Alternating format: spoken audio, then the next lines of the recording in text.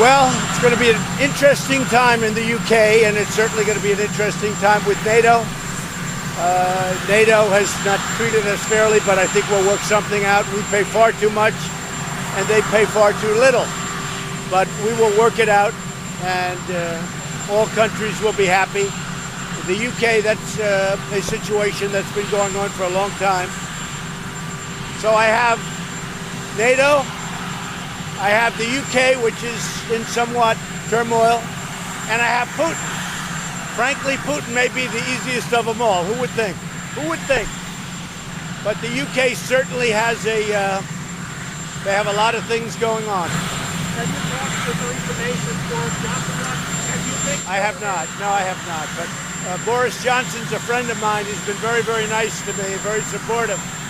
And maybe we'll speak to him when I get over there. I like Boris Johnson. I've always liked him. Does Theresa May remain in power? Well, that's up to the people. I get along with her very well, have a very good relationship. That's certainly up to the people, not up to me. On NATO, Donald Trump, about, half an hour ago, said that you should appreciate America's allies but don't have very many. What do you say? Well, we do have a lot of allies, but we cannot be taken advantage of. We're being taken advantage of by the European Union. We lost $151 billion last year on trade, and on top of that, we spend at least 70% for NATO, and frankly, it helps them a lot more than it helps us. So we'll see what happens. We have a long, beautiful week. I will say also, last night was an incredible evening. Brett Kavanaugh's gotten rave reviews, actually from both sides. And I think it's going to be a beautiful thing to watch over the next month. But he has gotten rave reviews. I really can't say right now. As far as I'm concerned, a competitor. I think that getting along with Russia, getting along with China, getting along with others is a good thing, not a bad thing. I've said that many times for many years.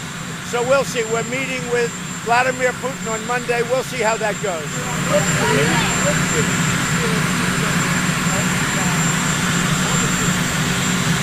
They didn't give it. I have it for him.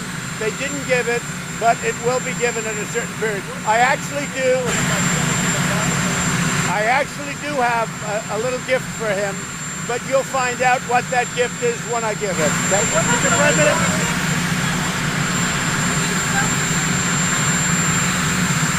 No, I haven't. I really haven't. We haven't discussed.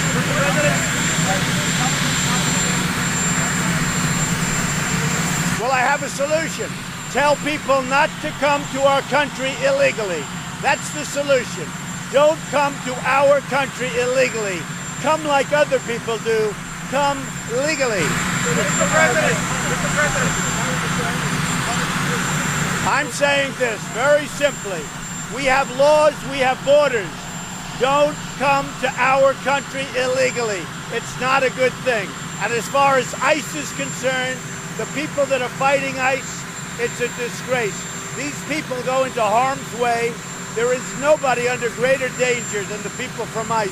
What they do to MS-13 and everything else. So we ought to support ICE, not do what the Democrats are doing. Democrats want open borders, and they don't mind crime. We want no crime, and we want borders where borders mean something, all right? And remember this, without borders, you do not have a country. Thank you, everybody. Mr. President.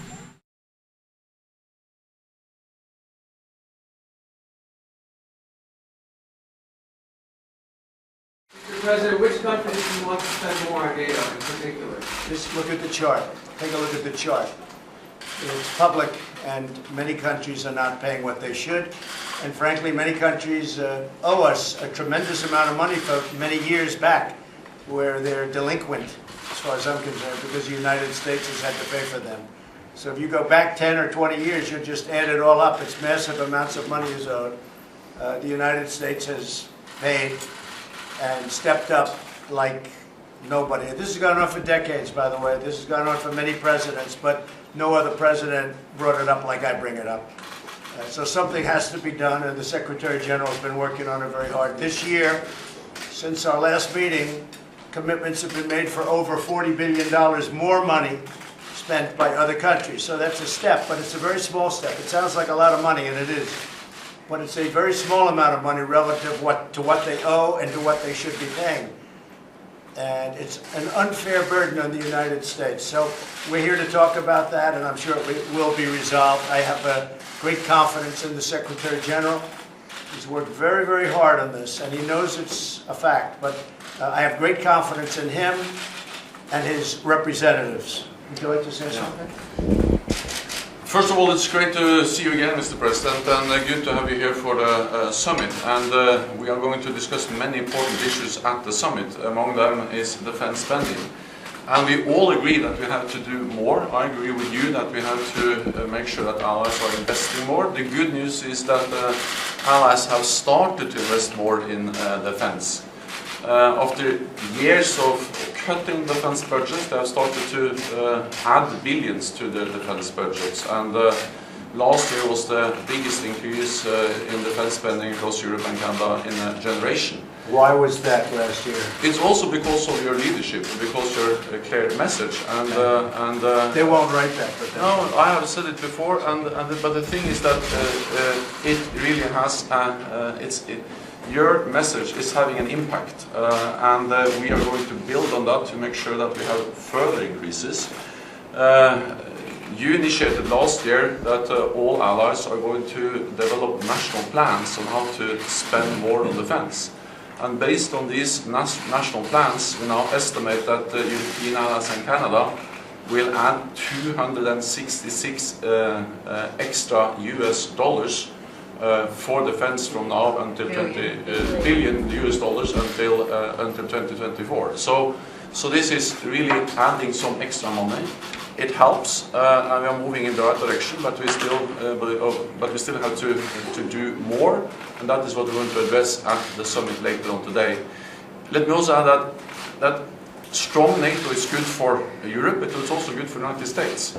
The US military presence in Europe helps to protect Europe, but it also helps the United States project power to the Middle East, to Africa, and I think also that the military cloud of Europe, the economic cloud, the political cloud, also is helpful dealing with Russia. And we look forward to the meeting we're going to have with President Putin, and I think that leaders are also looking forward to your thoughts about the meeting with President Putin later on.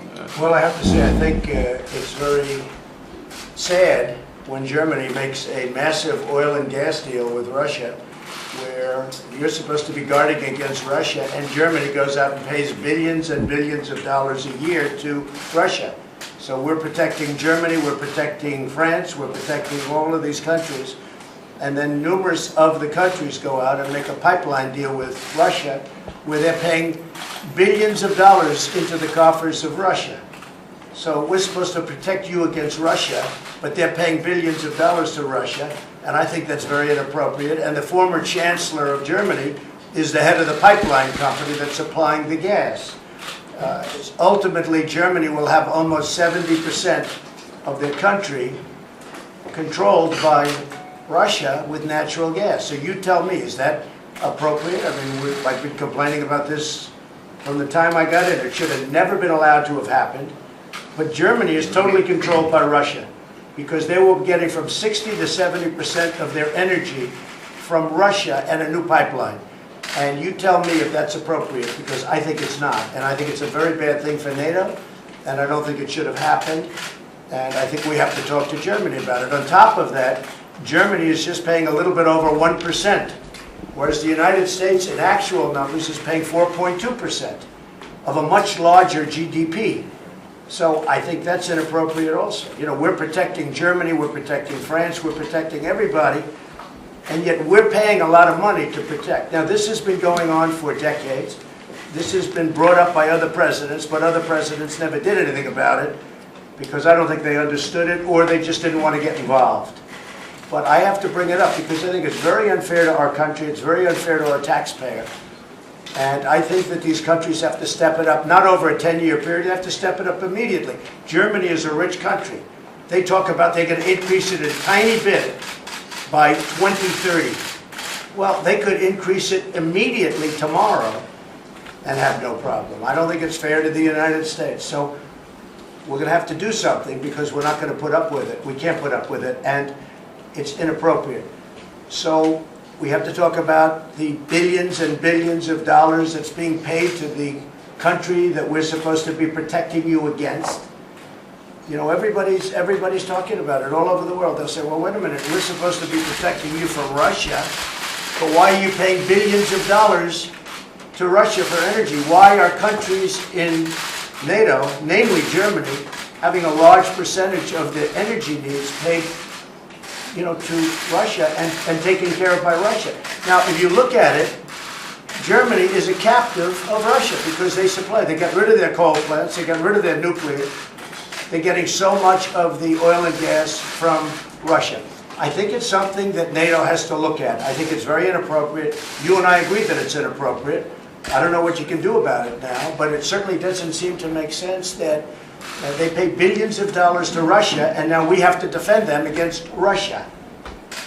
You know, NATO is an alliance of 29 nations, and there are sometimes differences and different views and also some disagreements. And the gas pipeline from Russia to Germany is one issue where allies disagree. But the strength of NATO is that despite these differences, we have always been able to unite around our core task to protect and defend each other, because we understand that we are stronger together than apart. I think that 2 world wars and the Cold War taught us that we are stronger together than apart.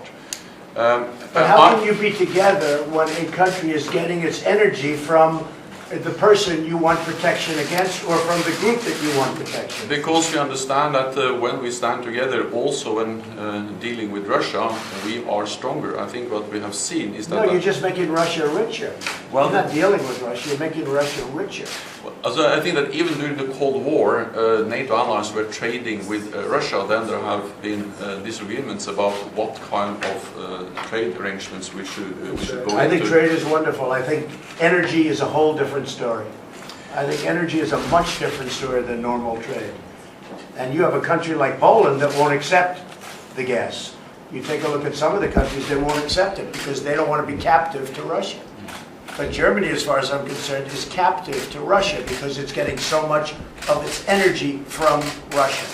So we're supposed to protect Germany, but they're getting their energy from Russia. Explain that. And it can't be explained, you know that.